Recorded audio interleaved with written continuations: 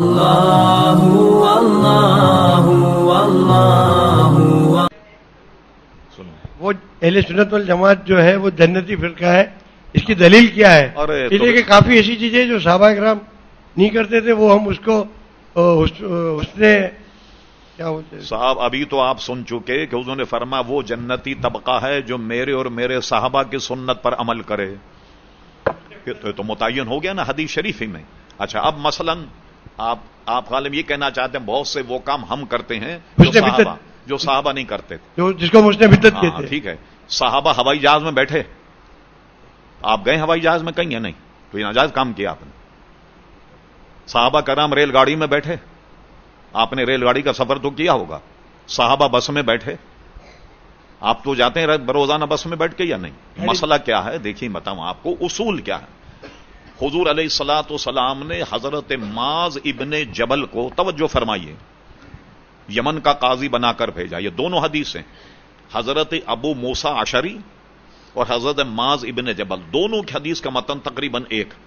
آپ نے قاضی بنا کر بھیجا، حضور نے ان سے انٹرویو کیا، فیصلے کیسے کرو گے؟ کہا میں پہلے قرآن مجید میں دیکھوں گا. فرمایا اگر وہ قضیہ قرآن مجید میں نہ ہو تو کیسے فیصلہ کرو گے؟ کہا میں حدیث میں تلاش کروں گا. فرمایا اگر وہ حدیث میں نہ ہو تو پھر کیا کرو گے؟ انہوں نے کہا میں قرآن حدیث سامنے رکھ کر اپنی رائے قائم کروں گا، جس کو فقہ کہتے. جب انہوں نے یہ کہا کہ قرآن حدیث کو سامنے رکھ کے اپنی رائے قائم کروں گا، اس کا مطلب جو علم والا آدمی ہے قرآن و سنت کی روشنی میں اپنی رائے قائم کرنے کا اس کو حق ہے، جس کو تفقہ کہتے ہیں. حضور فرماتے نہیں نہیں نہیں، اگر قرآن میں مسئلہ نظر آئے تب تو جواب دینا، حدیث میں تب جواب دینا. اور اگر کوئی قضیہ ایسا ہے کہ جس کا قرآن حدیث میں ذکر نہیں تو ان کو بھیج دینا، کہنا جاؤ بھائی ہمارے پاس فیصلہ نہیں. تو پھر تو اسلام مکمل نہیں ہوا.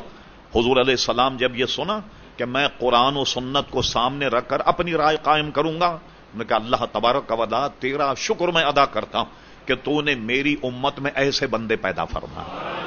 تو اس کو کہتے ہیں تفقہ. سمجھے؟ حالات کو دیکھ کر. مثلا صحابہ سے ملا کسی نے کسی کو قتل کر دیا، اس کے قصاص میں اس کو قتل کیا جائے. یہ ملے گا کسی نے بس کے نیچے داب کے اس کو مار دیا. تو اس زمانے میں تو گاڑی نہیں تھی، بس نہیں تھی. اب نیا لائیے جزیہ لائیے، یا اب یہ پتہ لگ جائے کہ یہ خطأً نہیں ہے، جان کر کے کسی نے گاڑی کے نیچے کسی کو داب دیا مارنے کے لیے، تو ظاہر ہے کہ اس کو بھی اس کے قصاص میں قتل کیا جائے. تو یہ ساری چیزیں جو ہیں علم و فضل سامنے رکھنے کے بعد علماء نے مسائل کی تخریج کی کہ ایسا ہو تو کیا حکم ہے، ایسا ہو تو کیا حکم ہے. شبلی جو سنی حنفی نہیں تھا، ایک مورخ ہے، وہ اپنی کتاب النعمان میں لکھتا ہے کہ امام اعظم ابو حنیفہ نے جب دیکھا سلطنت عباسیہ میں کہ سلطنت اسلامی بڑھتی جا رہی ہے، ساری دنیا پر اسلام آ جائے گا، یہ مسئلہ بھی ہو سکتا ہے، یہ مسئلہ بھی پیش ہو سکتا ہے، یہ مسئلہ پیش ہو سکتا ہے. امام اعظم نے اپنے اصحاب کو 11 لاکھ مسائل املا کرائے، 11 لاکھ مسائل املا. پھر اس کے بعد آئیے سلطان اورنگزیب عالمگیر رحمت اللہ علیہ 500 علماء کی اسمبلی بنائی، جس کے سربراہ تھے حضرت علامہ مولانا نظام الدین رحمت اللہ علیہ. ایک ایک مسئلے پر ڈسکس ہوتی اور وہ لکھا جاتا.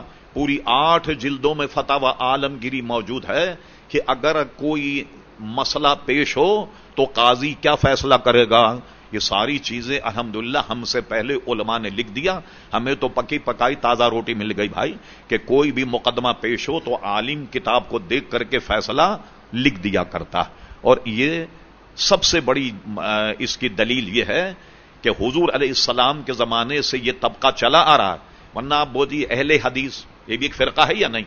انگریزوں کے زمانے میں آیا، خود ان کی کتاب موجود ہے، یہ غیر مقلد کہلاتے تھے. میرے پاس ثبوت موجود ہے، حوالہ موجود ہے، ضرورت ہو تو مجھ سے لے جائی. انہوں نے انگریزوں کو درخواست دے کر کے کہا کہ ہمیں سرکاری کاغذات میں اہل حدیث لکھا جائے، غیر مقلد نہ لکھا جائے. آج سے 34 برس پہلے جشن دیوبند منایا گیا 7 سالہ. تو اب دیوبند کی عمر کتنی ہوئی؟ 134 سال. ہم اہل سنت و جماعت الحمدللہ صحابہ کرام علیہم رضوان سے اب تک چلے آ رہے ہیں. اور ایک بات، جتنے غوث اقطاب ہیں آپ ان کی سیرت پڑھ لیں. یہ کون تھے؟ یہ وہابی تھے، دیوبندی تھے، غیر مقلد تھے، کون تھے؟ یہ سب کے سب سنی تھے. ان کے ملفوظات پڑھ لیجئے باپ. تو جن کے پاس اتنے گویا اولیاء کرام موجود ہیں، کوئی اپنے آپ کو کہے کہ بھائی ہم حق پہ ہیں تو ذرا اپنے علماء کی کوئی سیرت کی کتاب دکھا دو، کتاب الکرامات ہی دکھا دو اپنی. لوگوں نے جمع ہو کے کتاب چھاپی، اس کا نام رکھا عجائبات علماء دیوبند. مگر جہاں کشف و کرامت کا معاملہ آئے گا تو ہمارے مذہب کا سہارا لیا جاتا. صدر مدرس سے حسین احمد مدنی صاحب دیوبند کے مدرسین میں جھگڑا ہو گیا، کوئی پھڈا ہو گیا. ایک صاحب حسین احمد مدنی سے ملنے کے لیے آئے تو سخت سردی میں دیکھا کہ حسین احمد مدنی صاحب پسینے میں شراب ہو. پوچھا خیریت تو ہے؟ ارے کہنے لگے کیا بتاؤں، یہ جو ہمارا آپس میں جھگڑا ہوا ہے نا دیوبند میں، حضرت نانوتوی صاحب جو ہیں وہ اپنے جسم انصری کے ساتھ تشریف لے آئے، یعنی مرے ہوئے ان کو کئی برس ہو گئے، اور آنے کے بعد مجھ سے کہا حسین احمد مدنی تم کسی پھڈے میں مت پڑنا. وہ مجھے منع کر کے چلے گئے. لیے صاحب لائے بھی تو ہماری مذہب کی لائے، یہ کشف و کرامت تو ہماری مذہب میں ہے نا، دوسرے مذہب میں تو نہیں. تو اس لیے ہمیں اپنے اہل سنت ہونے پر ایک رتی برابر بھی شبہ نہیں ہے کہ ہم لوگ حق پہ نہیں. الحمدللہ بالکل دل مطمئن ہے. اللہ اللہ اللہ اللہ اللہ اللہ